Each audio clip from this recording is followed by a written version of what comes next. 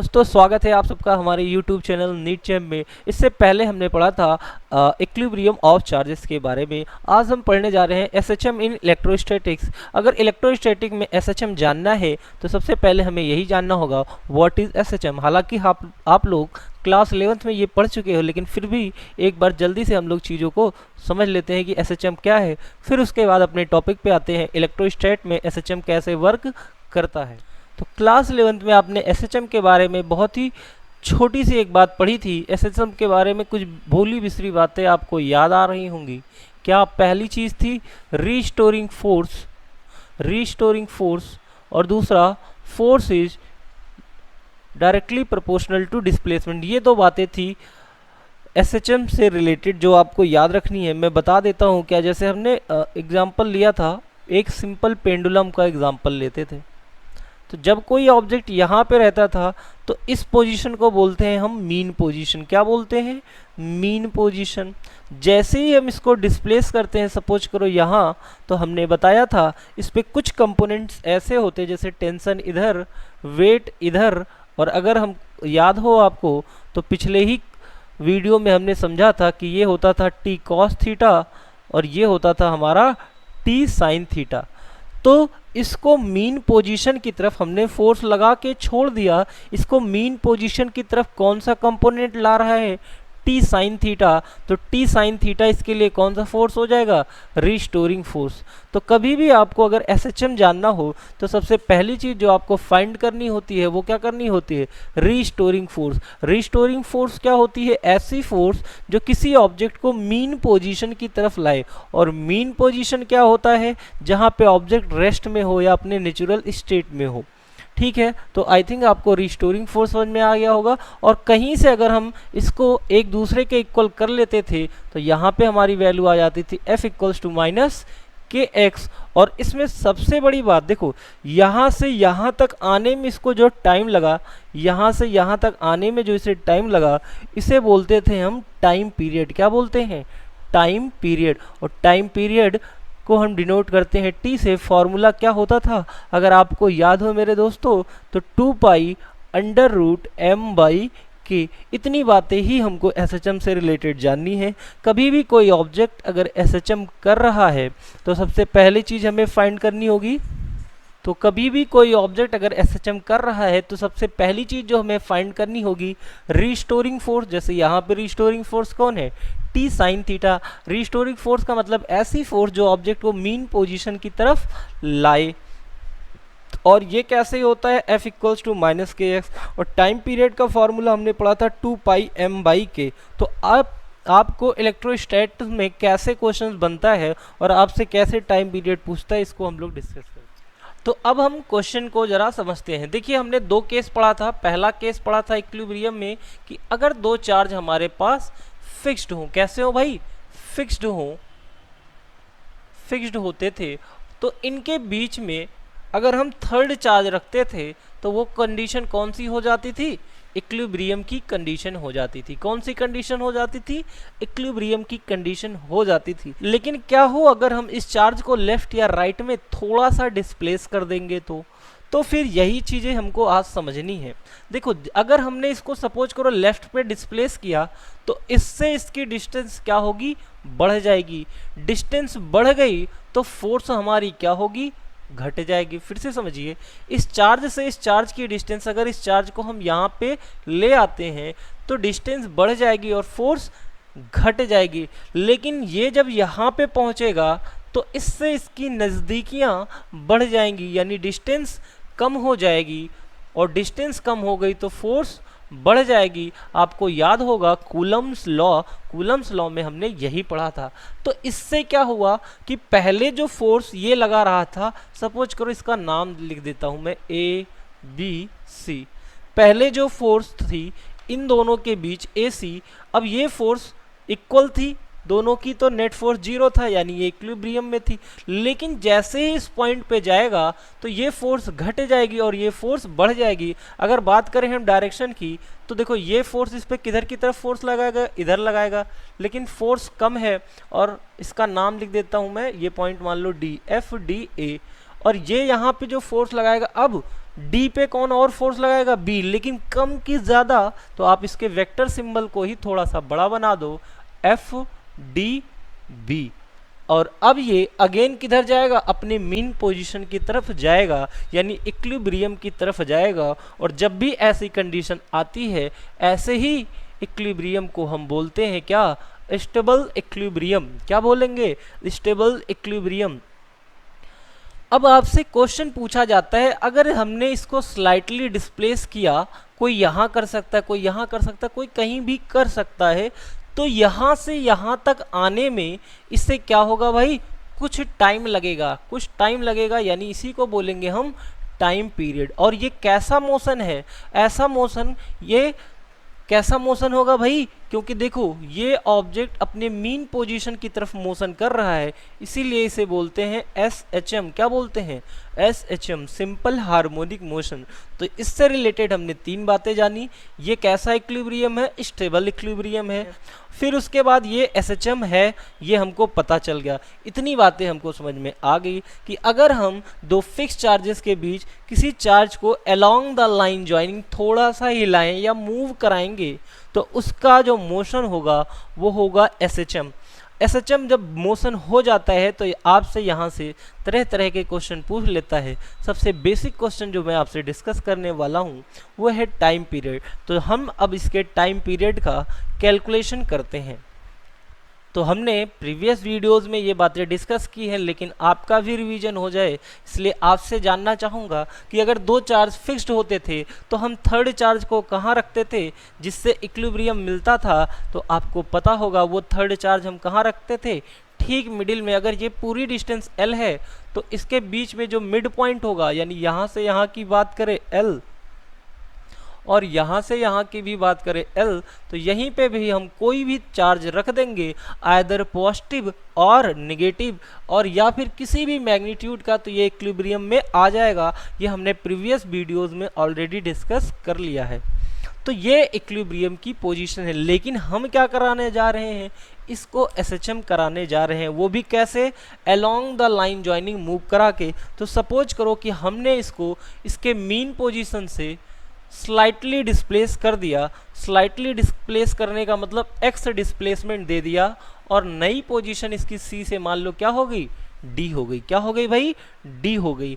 अब देखो इस पे जो फोर्स लगेगा, पहले जो यहाँ पे फोर्स लग रहा था, तो इस पे कौन कौन से फोर्स लगेंगे, D पे, यानी कि मैं लिख दे रहा हूँ net force at point D पे कौन कौन से फोर्स लगेंगे ये हमको कैलकुलेट करना है।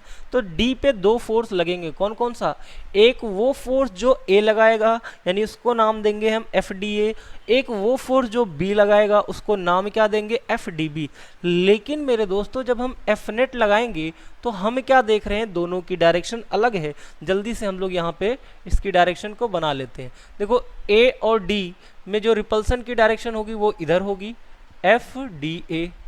इसकी डायरेक्शन किधर होगी, डी पे और कौन लगा रहा है, बी लगा रहा है, किधर लगा रहा है, इधर लगा रहा है, तो किधर होगी ये। लेकिन ये फोर्स का मैग्नीट्यूड क्या है, ज़्यादा है। कैसे पता चला ज़्यादा है, अभी डिस्कस किया था हमने कि डिस्टेंस कम है इसलिए फोर्स ज़्यादा है। तो हम हमेशा नेट फोर्स कैसे निकालेंगे, दोनों अपोजिट डायरेक्शन में है तो हमको सब्ट्रैक्ट करना पड़ेगा, दोनों को घटाना पड़ेगा। अब क्वेश्चन उठता है कि DA में से DB माइनस करें या DB में से DA माइनस करें। तो भाई बताओ, हमेशा ज़्यादा से ही कम को माइनस किया जाता है। तो ज़्यादा फोर्स कौन है, FDB माइनस FDA। ये नेट फोर्स है किस पे, पॉइंट D पे। अब इसका कैलकुलेशन करते हैं और ये भी प्रूव करेंगे कि ये SHM है, और अगर ये SHM है तो इसका टाइम पीरियड भी हम कैलकुलेट करेंगे। तो मैग्नीट्यूड कैसे लिखते हैं, आपको पता है कांस्टेंट के चार्ज जो D पे है उसका मैग्नीट्यूड, D पे जो चार्ज है उसका मैग्नीट्यूड स्मॉल q, B पे जो चार्ज है उसका मैग्नीट्यूड कितना है भाई, कैपिटल Q। फिर D से B तक की डिस्टेंस कितनी है, तो डायग्राम से आप समझो ये पॉइंट है D, ये पॉइंट है B। तो देखो ये पूरी डिस्टेंस है L, इतनी डिस्टेंस है x, तो इतनी डिस्टेंस क्या हो गई भाई, L माइनस x का होल स्क्वायर माइनस, अगेन यहाँ मैग्नीट्यूड लिखना है तो K Q Q upon D से ए तक की डिस्टेंस, तो डी कहाँ है, ये है पॉइंट, ए कहाँ, यहाँ, यहाँ से यहाँ की डिस्टेंस एल है और यहाँ से यहाँ की डिस्टेंस एक्स है, तो पूरी डिस्टेंस कितनी हो जाएगी, एल प्लस एक्स का होल स्क्वायर। इन दोनों ही टर्म में कुछ कॉमन है क्या, जरा देख लो आप, क्या कॉमन है, के क्यू, क्यू कॉमन है, यहाँ पे आया 1 अपॉन एल माइनस एक्स का whole square minus 1 upon L plus X का होल स्क्वायर। अब बताओ जरा, क्या दोनों के डिनोमिनेटर सेम है, दोनों के डिनोमिनेटर सेम नहीं है, तो जब भी डिनोमिनेटर सेम नहीं होता है तो क्या करते हैं हम, क्रॉस मल्टीप्लाई करते हैं। तो क्रॉस मल्टीप्लाई हम कर लेते हैं, एल प्लस एक्स का whole square minus L minus X का होल स्क्वायर अपॉन में क्या हो जाएगा, एल माइनस एक्स का होल स्क्वायर और एल प्लस एक्स का होल स्क्वायर। ठीक है भाई। अब देखो जरा, यहाँ पे इसको सॉल्व करने के दो तरीके हैं हमारे पास, या तो डायरेक्ट हम a प्लस बी का होल स्क्वायर का फॉर्मूला लगा दे और a माइनस बी का होल स्क्वायर का फॉर्मूला लगा दे, या फिर a square minus B square का फॉर्मूला लगा दे, कुछ भी लगा देंगे हमारा आंसर आ जाएगा। तो सपोज करो हम a square minus B square का फॉर्मूला लगाते हैं, तो क्या होता है, फर्स्ट ब्रैकेट में a यानी कि ये पूरा term plus b, a plus B, फिर नेक्स्ट ब्रैकेट में क्या होता है, a प्लस बी माइनस, अब माइनस होगा तो साइन चेंज हो जाएगा। अब देखो जो टर्म कैंसिल हो कैंसिल कर दो आप, तो यहाँ पे आया 2l, यहाँ पे आया 2x, तो 2l इंटू क्या हो जाएगा 2x, यानी कितना आया 4x, यानी इस पूरे के प्लेस पे हम लिख सकते हैं क्या 4lx, क्या लिख सकते हैं 4lx अपॉन, यहाँ भी same concept a minus B, a plus B, क्या हो जाएगा a square minus B square की पावर क्या हो जाएगी 2। अब यहाँ से समझने वाला पार्ट स्टार्ट होता है, जब भी क्वेश्चन में आपको ये मिल जाए स्लाइटली वर्ड, जैसे हमने आपको क्वेश्चन में पहले ही बताया था कि चार्ज को हम कैसे मूव करा रहे हैं, स्लाइटली मूव करा रहे हैं, यानी बहुत छोटी डिस्टेंस। और इस केस का एक बहुत ही छोटा सा मतलब होता है कि जो x है वो मच मच स्मॉलर है किससे, l से, तो जो इसकी हायर पावर होगी x की, यानी कि x square can be negligible, क्या कर सकते हैं हम इसको नेग्लिजिबल मान सकते हैं अपने कैलकुलेशन के लिए। ठीक, यानी कि यहाँ पे हम इसको क्या कर सकते हैं, जीरो कर सकते हैं, किसको, यहाँ पे। अब कुछ बच्चे देखो यहाँ पे x को जीरो नहीं कर देना, अदरवाइज ये पूरा टर्म ही जीरो हो जाएगा। तो अब यहाँ पे जैसे ही ये वैल्यू हम जीरो रखते हैं तो देखो क्या बचा यहाँ पे हमारे पास, k q 4lx अपॉन, ये टर्म जीरो हुआ तो l स्क्वायर का स्क्वायर यानी l की पावर 4, बाकी का टर्म मैं यहाँ लिख देता हूँ। तो देखो क्या आया, एफ नेट आया हमारे पास, एफ नेट हमारा क्या आ गया भाई, k q small q 4lx upon l की पावर 4, एक टर्म आप देखोगे एक l से कट जाएगा, तो हमारा जो एफ नेट आया that is F Q 4x upon क्या हो गया भाई l क्यूब, ये हमारा आ गया कितना, net force at this charge, यही नेट फोर्स है। और यानी कि यही नेट फोर्स है जो इसको किधर ला रहा है, मीन पोजीशन की तरफ ला रहा है, और इसी को हम लोग क्या बोलते हैं भाई, रीस्टोरिंग फोर्स, क्या बोलते हैं, रीस्टोरिंग फोर्स, यानी कि ऐसा फोर्स जो ऑब्जेक्ट को उसको किधर ला रहा है, मीन पोजीशन की तरफ ला रहा है। अच्छा, ये कहानी हमको समझ में आ गई, हमने मीन पोजीशन निकाल ली, लेकिन हमारा टारगेट तो कुछ और है निकालना। क्या है भाई, तो हमने पढ़ा था टाइम पीरियड निकालने के लिए हमको क्या करना होगा, बोलो भाई, टाइम पीरियड निकालने के लिए हमने यहाँ पे देखा था t इक्वल्स टू क्या होता है, 2 pi under root m by K, तो इस कांस्टेंट k की वैल्यू निकालनी होगी। तो आप देखो कांस्टेंट क्या है, जैसे k की वैल्यू क्या होती है 9 इंटू 10 टू द पावर 9, यानी ये कांस्टेंट है। ये सारे टर्म x के अलावा क्या है, कांस्टेंट है, यानी कि ये पूरी ही वैल्यू क्या हो जाएगी k की वैल्यू क्या है, देखो ये k और वो k दोनों डिफरेंट है, ये k है मीडियम कांस्टेंट और ये k है SHM का कांस्टेंट। तो यहाँ पे देखिएगा जरा क्या है, k की value k Q 4q upon l cube, यही वैल्यू आप यहाँ पे पुट कर दीजिए तो टाइम पीरियड आपको आई थिंक मिल जाएगा, क्या मिलेगा, के Q 4Q upon L cube. ये डिनोमिनेटर है, ऊपर जाएगा न्यूमरेटर में, तो हमारा कुछ ये आंसर दे के जाएगा ML क्यूब अपॉन 4KQQ। तो ये आया हमारा टाइम पीरियड। ठीक है, ये हमारे टाइम पीरियड का हो गया डेरिवेशन, और इस पे बेस्ड आपके न्यूमेरिकल अक्सर आ जाते हैं एग्जाम में, और ये पूरा ही पॉइंट डायरेक्ट फॉर्मूले में भी पूछ लिया जाता है।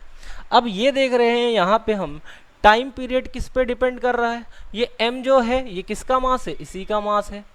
ठीक है, l क्या है, दो चार्जेस के बीच की डिस्टेंस, और बाकी चीज़ें इसमें सारी कांस्टेंट है। तो यानी कि हमने देखा कि टाइम पीरियड किस पे डिपेंड कर रहा है, मास पे, और दूसरी चीज़ किस पे डिपेंड कर रहा है, दोनों के बीच की डिस्टेंस पे। तो एक बात समझिएगा, अगर मैं यहाँ पे आपसे, अब यहाँ से देखो 2-3 क्वेश्चन और आगे आने वाले एग्जाम में जरूर पूछ सकता है। जैसे आपसे पूछेगा कि यहाँ पे जो हमने मास रखा है, अगर 1 kg रखा हो, 2 kg रखा हो, 3 kg रखा हो, ठीक है, तो सबसे ज़्यादा टाइम कौन लेगा आने में। याद रखिएगा, बहुत छोटी सी बात, सबसे ज़्यादा टाइम या टाइम पीरियड किसका ज़्यादा होगा। अगर इस चार्ज का मास 1 kg, 2 kg या 3 kg हो, तो इन तीनों में सबसे पहले मीन पोजीशन पर कौन जाएगा। तो आपका जवाब होना चाहिए सबसे पहले कौन जाएगा भाई, 1 kg। क्यों, क्योंकि टाइम मास पर डिपेंड कर रहा है, यानी ठीक है, ऐसा क्यों हो रहा है, आप लॉजिकली भी सोच सकते हैं इस बात को। तो ये बात हमने जान ली कि जितना मास कम रहेगा उतनी ही जल्दी ये अपने मीन पोजीशन पे आएगा। लेकिन अगर हम पार्टिकल का मास बढ़ाते जाएंगे तो टाइम पीरियड बढ़ता जाएगा, यानी कि देर में आएगा। अगर आपने हैवी चार्ज रख दिया तो मीन पोजीशन आने में उसको बहुत ज़्यादा टाइम लग जाएगा। और दूसरा फैक्टर क्या है, अगर इनके बीच की डिस्टेंस, आपसे क्वेश्चन पूछ सकता है कि अगर इनके बीच की डिस्टेंस को हम डबल कर दे, इनके बीच की जो डिस्टेंस है वो क्या कर दे, डबल कर दे, तो टाइम पीरियड कितने टाइम्स बढ़ जाएगा, तो ये टाइम पीरियड भी डबल हो जाएगा। आई थिंक आपको इतनी बातें समझ में आ गई होंगी। ऐसा कब होता है, जब हम किसी चार्ज को along the line joining move कराते हैं स्लाइटली, तो ये कंडीशन होती है। लेकिन क्या हो अगर हम दो चार्जेस के बीच में third charge along the line join ना करके perpendicular to the line joining move कराएं, तो फिर टाइम पीरियड कैसे निकालेंगे ये देखेंगे हम अपनी नेक्स्ट वीडियो में। तो आई थिंक आपको इतनी बातें समझ में आ गई होंगी।